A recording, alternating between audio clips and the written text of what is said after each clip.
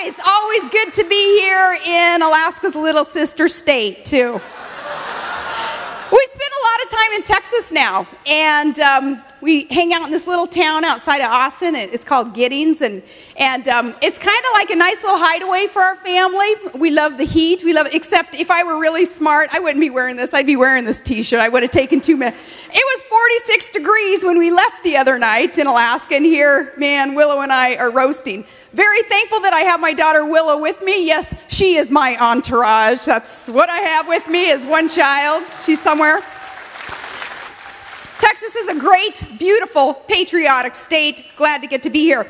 Now, there are a lot of things, too, that Alaskans and Texas have in common. We've got big skies, we've got warm hearts, and we've got the patriotic individuals who make up our states. And both states were leading the way in producing energy for America.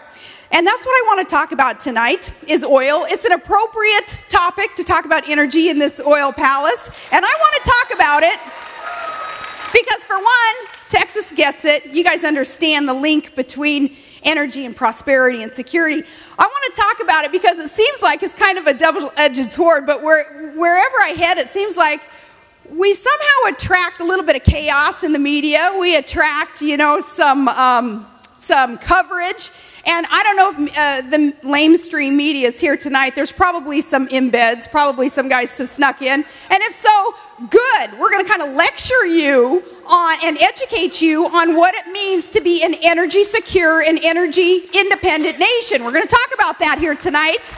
I want to talk about this because there's somebody in the White House who doesn't get it. He doesn't understand the need to be energy secure and does not understand that all it takes is the political will in Washington, D.C. to allow the oil development that we need here in the homeland so that we are not reliant upon foreign regimes to produce energy for us. That makes us less secure. It makes us less free. It makes us less prosperous. It makes no sense that hundreds of billions of your U.S. dollars are being spent in foreign nations asking them to ramp up production of energy sources for us. We're outsourcing opportunity, and it's not right. We have the people. We have the God-given resources. What we're lacking is the political will and the common sense in Washington, D.C. to allow us to be energy secure. We're going to talk about that. And we need to have a candid come to Jesus talk about the oil spill, too. We're now approaching 70 days since this tragic spill in the Gulf. And throughout the past 2 months, as we hear the president and we hear his administration talk tough about having their boots on BP's neck and finding out, whose arse they want to kick and how to plug the bleep hole and other colorful, aggressive-sounding threats coming from the White House, I couldn't help but to think about that old Texan expression, all hat, no cattle. There's been a lot of talk and a lot of finger pointing and equivocating and procrastinating coming from the White House, but we haven't seen a lot of positive results coming from this tragedy yet. We need to have a frank discussion about the situation in the Gulf and our continued need to be energy secure, because there is an inherent link, folks, between energy and security, and energy and prosperity, and energy and freedom. And that is what I believe President Obama does not understand. But as President Obama so often likes to remind us, he won, he's the president. So the responsibility now to oversee our nation's energy policy is his responsibility. It's not mine, it's not George W. Bush's, it's President Obama's, and he asked for the job. But listening to President Obama, you'd never know, you guys, that MMS director that had to resign was appointed by him, as in not by George W. Bush. And you might not know that BP had more high-profile accidents than any other company in recent years throughout the U.S. and elsewhere. And their record, it was so bad that an EPA lawyer referred to the company as a reoccurring environmental criminal. But never guess which political figure got more campaign contributions from BP than anyone else. The media doesn't like to talk about this. That would be Barack Obama, as in, not me. And I bet you'd never guess that even with that record, BP requested a categorical exemption from NEPA for their deepwater rig in March of '09, and MMS granted a month later that request. And just to be clear, that happened on President Obama's watch, as in not on Dick Cheney's watch. And you'd never guess that the last inspection of the rig took place just 10 days before the blowout preventer failed. And yes, that would definitely be on President Obama's watch, as in, stop pointing fingers at everybody else and let's take responsibility, Mr. President. You asked for the job, buck up or stay in the truck.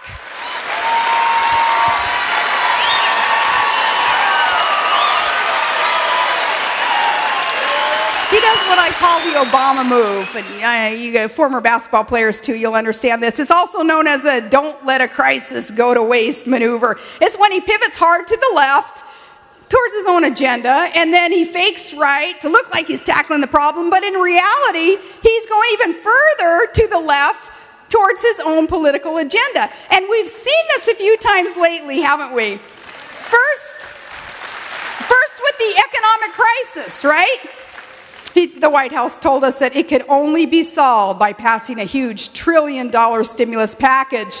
But that stimulus didn't fix anything. It was just a giant spending spree of money that we don't have, that we're borrowing from foreign countries or we're printing out of thin air, which means this is generational theft. We're stealing from our kids their future, their opportunities to spend on our wants or political favoritism or some needs now, but it's not right, it's not moral what we're doing. So anyway, that was the economic crisis, and then there was the jobs crisis, right? And then we were told that the best way to tackle our rising unemployment rate was to pass a health care bill, Obamacare, because of course, you all who run businesses too, didn't you know, the best way to incentivize job creation is for the government to hit employers with more mandates, taxes, red tape, and penalties. Yeah, right, and I'm the idiot, yeah.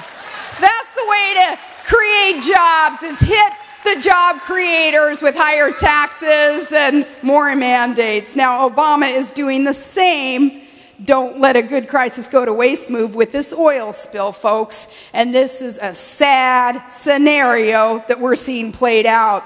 Now, people have asked me, so, Sarah Palin, what would you have done about it? Or what would you do about it? Well, first, I wouldn't need to consult with experts to figure out whose behind I'd have to kick. I'd kick my own behind into action immediately. I wish he would have done that.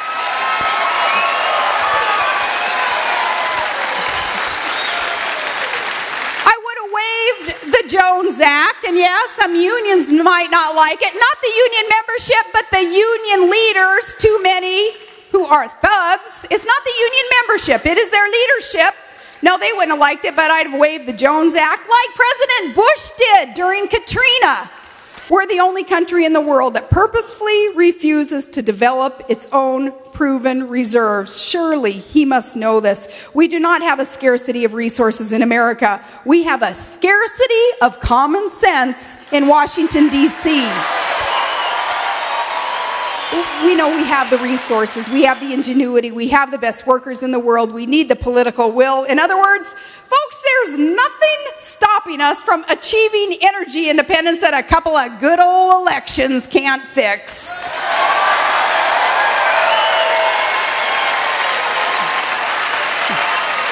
Ooh, America's future depends on this, our security and our prosperity, our future, our freedom depends on this, and this is America, and we are the exceptional nation. We invented the modern oil well, we invented the telephone, we invented the airplane and the personal computer, we put a man on the moon. We have the unfathomable resources, the amount of resources that have not even been tapped into yet, and Americans together, we can face every challenge squarely and courageously. And as Reagan said, there is nothing wrong with America that Americans together can't fix. And yes, our best days are yet to come because God shed his grace on thee. We are that exceptional nation, nothing to apologize for. So God bless you, Texas, and God bless America. God bless you. God bless you guys. You're awesome. Don't run off.